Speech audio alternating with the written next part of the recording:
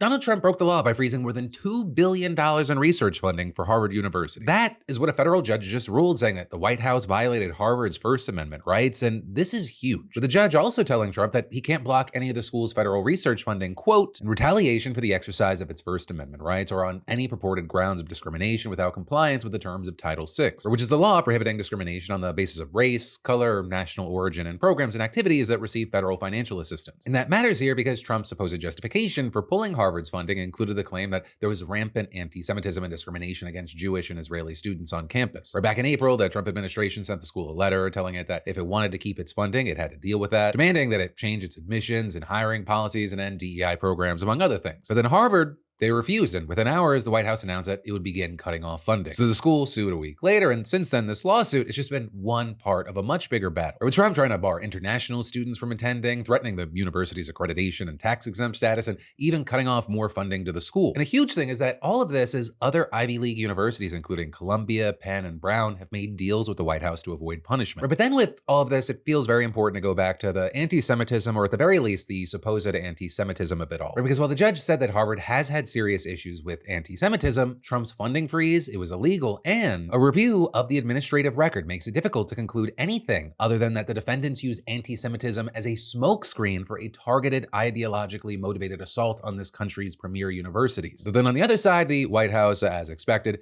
not happy with the decision. They condemned it, and a spokesperson said, Harvard does not have a constitutional right to taxpayer dollars and remains ineligible for grants in the future. Right? And then adding that the government's going to appeal what they called an egregious decision.